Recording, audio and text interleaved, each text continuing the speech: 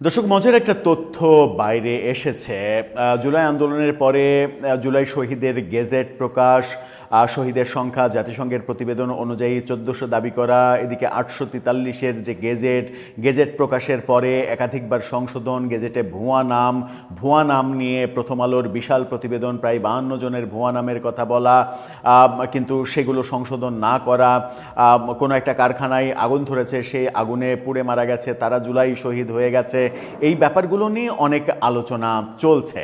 নতুন আলোচনা হচ্ছে, নতুন করে জুলাই যোদ্ধা হওয়ার আবেদন চাওয়ার প্রেক্ষিতে যে আবেদন পড়েছে, সেই আবেদনগুলোর 3 ভাগের 2 ভাগই বাতিলের খাতায় চলে গেছে এবং বহু ভুয়া আবেদন পাওয়া গেছে। মানে জুলাই আন্দোলনের সঙ্গে তাদের কোনো সংযোগই নেই, আহত হয়নি, কিছুই হয়নি। জুলাই যোদ্ধা হিসেবে নাম অন্তর্ভুক্ত করার জন্য আবেদন করেছে তারা, কারণ সরকারি সুবিধা ভাতা এগুলো যেন পাওয়া যায়। অথচ তারাই আন্দোলনটা করেছিল কোটা না মেধা, মেধা মেধা, অর্থাৎ কোটা থাকা যাবে না, কোনো ধরনের এক্সট্রা সুবিধা দেয়া যাবে না মুক্তিযোদ্ধাদের, সেই আন্দোলন ছিল। কিন্তু মুক্তিযোদ্ধাদের কোটা থাকবে না, জুলাই যোদ্ধাদের কোটা থাকবে, এটা প্রতিষ্ঠিত করার মাধ্যমে আন্দোলনের মূল যে মোটিভ, সেই মোটিভটা আসলে মিথ্যা হয়ে যায়, যেটা আমরা কোনোভাবেই প্রত্যাশা করিনি। জুলাই আন্দোলনটা কোনোভাবেই বিতর্কিত হোক, এটা কিন্তু আমরা চাইনি, কিন্তু তাদের বিভিন্ন কর্মকাণ্ডে বিতর্কিত হয়ে যাচ্ছে। এবং বিতর্কিত হয়ে যাচ্ছে তখন আবার তারা অভিযোগ করছে যে জুলাইকে নানাভাবে বিতর্কিত করার চেষ্টা করছে, নানাভাবে ন্যারেটিভ তৈরি করার চেষ্টা করছে। আজকেই যেমন এনসিপির সদস্য সচিব আক্তার হোসেন তিনি বলেছেন যে জুলাইকে বিতর্কিত করার জন্য মাঠে নেমেছেন কেউ নায়ক সেজে, কেউ অভিনেতা সেজে, কেউ সাংস্কৃতিক কর্মী সেজে, কেউ সাংবাদিক সেজে, কেউ সিনিয়র সাংবাদিক সেজে এই কাজগুলো করছেন।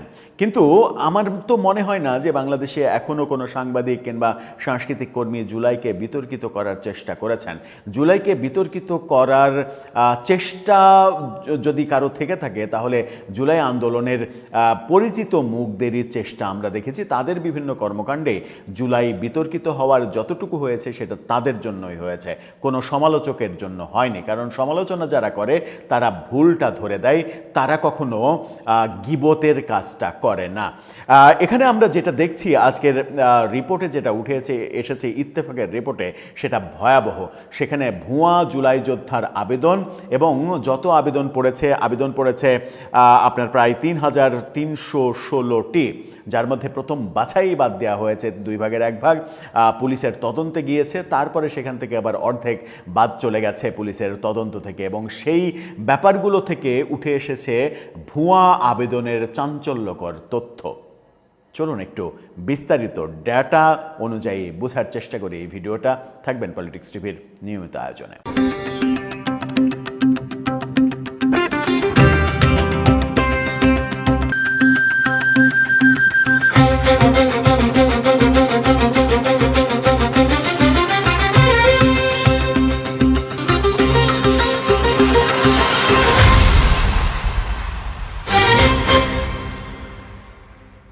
দর্শক, বলছিলাম জুলাই যোদ্ধা হওয়ার আবেদন খুবই মজার একটা ব্যাপার। জুলাই যোদ্ধা হওয়ার আবেদন জানানো হচ্ছে এবং সেখানে ভুয়া আবেদন করা হচ্ছে, ভুয়া আবেদন। যার জুলাই আন্দোলনের সঙ্গে কোনো সম্পর্কই নাই, সে জুলাই যোদ্ধা হতে চাইছে, তাও তো সে বেঁচে আছে বলে হতে চাইছে।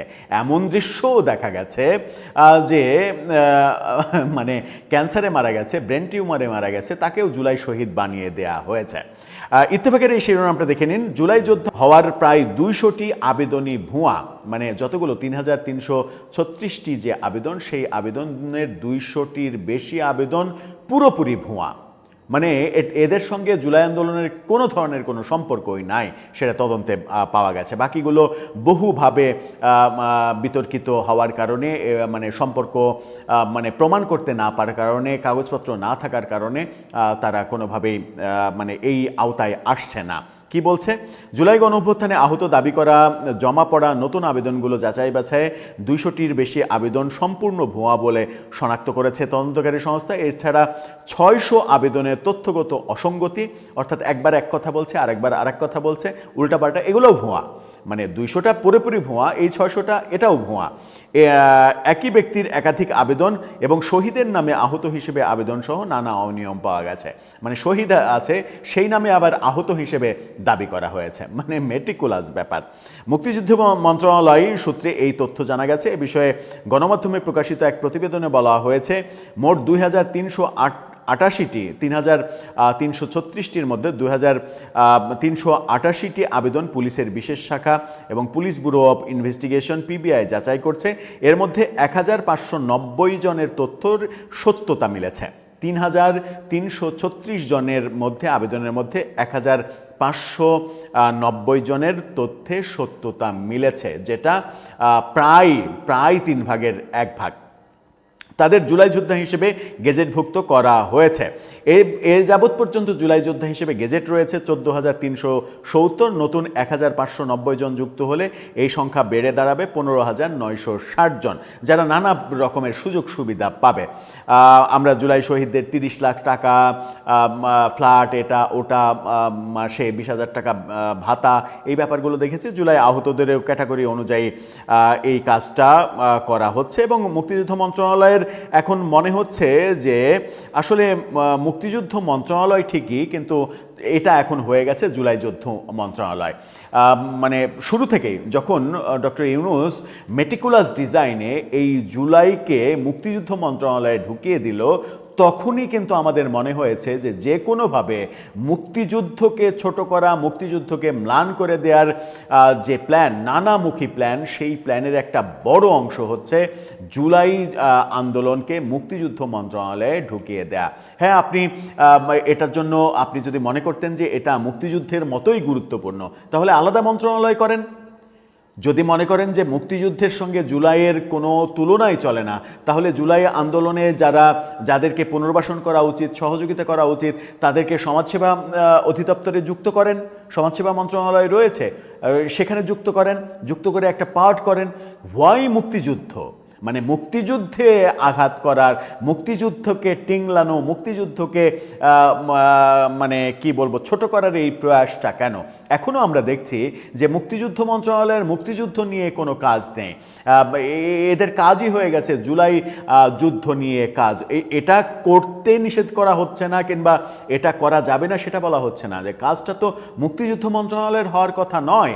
মুক্তিযুদ্ধ, জুলাই যুদ্ধ, এটা এক কাতারে ফেলার চেষ্টা যে ইউনূস সরকার করেছে, সেখান থেকে বর্তমান সরকারকে অবশ্যই বেরিয়ে আসতে হবে। বেরিয়ে এসে জুলাইয়ের যথাযথ সম্মানের জন্য আপনি যদি মনে করেন যে এটা আলাদা একটা মন্ত্রণালয় করা উচিত, ওয়েলকাম, খুবই ভালো, সেটা করেন, বরং আরও বেশি মর্যাদা পেল, আরও বেশি মর্যাদা দেন, কোনো সমস্যা নেই। কিন্তু মুক্তিযুদ্ধ মন্ত্রণালয়ে ঢুকিয়ে মুক্তিযুদ্ধকে মানে একটু মুক্তিযুদ্ধের ব্যাপারগুলো যেহেতু এখন খুব একটা আলোচিত হয় না, সেহেতু ওটাকে চাপিয়ে রেখে জুলাই যুদ্ধই হয়ে যায়, তাহলে মন্ত্রণালয়ের নাম চেঞ্জ করে ফেলেন, সেটাই ভালো। আর নতুবা যদি জুলাই আন্দোলনের শহীদ, আহত, তাদেরকে সত্যিকার অর্থেই সেবা দিতে চান, হেল্প করতে চান, তাহলে সমাজসেবা মন্ত্রণালয় রয়েছে, সমাজসেবা অধিদপ্তর রয়েছে, সেখানে গুরুত্বের সঙ্গে ব্যাপারটা করলেই তো হয়। যেমনটা তারা ইউনূস সরকার করেছে, যে জাতীয় জাদুঘরে একটা পার্ট জুলাই আন্দোলন করা যেত, কিংবা কোনো একটা বিল্ডিং, কোনো একটা জায়গা নির্ধারণ করা যেত জুলাই জাদুঘর করার জন্য, সেটা না করে প্রধানমন্ত্রীর বাসভবনকে, যেটা মানে 100 একরের বেশি জমির উপরে দাঁড়িয়ে, সেই জমি নষ্ট করে ঢাকা শহরের প্রাণকেন্দ্রে, যেখানে প্রধানমন্ত্রীর বাসভবন করার আর জায়গা নেই, সেখানে প্রধানমন্ত্রীর বাসভবনকে জুলাই জাদুঘর করা, এটাও কিন্তু তাদের মেটিকুলাস ডিজাইনের একটা প্ল্যান।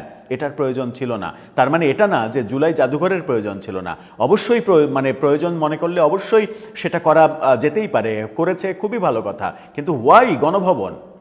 গণভবন তো প্রধানমন্ত্রীর থাকার জায়গা, গণভবন তো শেখ হাসিনার থাকার জায়গা না। আজকে প্রধানমন্ত্রী তারেক রহমান যে থাকার জায়গা পাচ্ছেন না, তিনি তার ব্যক্তিগত বাসভবনে বাস করছেন, যেটা তার নিরাপত্তার জন্য প্রচণ্ড উদ্বেগজনক। সেই অবস্থায় আমরা কি করছি, কি অবস্থা, মানে ব্যাপার দেখছি। এই ব্যাপার থেকে সরে আসাটাও কিন্তু কোনো সরকারের জন্য মানে ইম্পসিবল, কারণ সরে আসলেই বলবে এরা ফ্যাসিস্টের দোসর। আজকে বিএনপি সরকার যদি বলে যে না মানে গণভবনকে এটা মানে নষ্ট করা যাবে না, এটাকে গণভবন না প্রধানমন্ত্রী ভবন হিসেবে নামকরণ করে এটা সংস্কার করে প্রধানমন্ত্রী থাকবে, সংস্কার করতে 6 মাস সময় লাগবে, যদি 6 মাস 1 বছরও টাইম লাগে তাও এটা প্রধানমন্ত্রীর বাসভবন হিসেবেই থাকবে, যদি এই সিদ্ধান্ত নেয় তাহলে কালকেই রাস্তায় নেমে বলবে এরা ফ্যাসিস্টের দোসর, এরা ফ্যাসিস্ট, এরা আওয়ামী লীগের দোসর, এরা আওয়ামী লীগের এজেন্ডা বাস্তবায়ন করতে এসেছে, এরা ভারতের এজেন্ডা বাস্তবায়ন করতে এসেছে, এদেরকে খেদাও, এভাবেই রাস্তায় নামবে। কিন্তু প্রকৃত বাস্তবতা বুঝবে না। প্রকৃত বাস্তবতা আমরাও কি বুঝতে পারছি আদৌ? দর্শক, আপনার কাছে সেই প্রশ্ন, উত্তর জানিয়ে লিখতে পারেন আমাদের কমেন্ট বক্সে।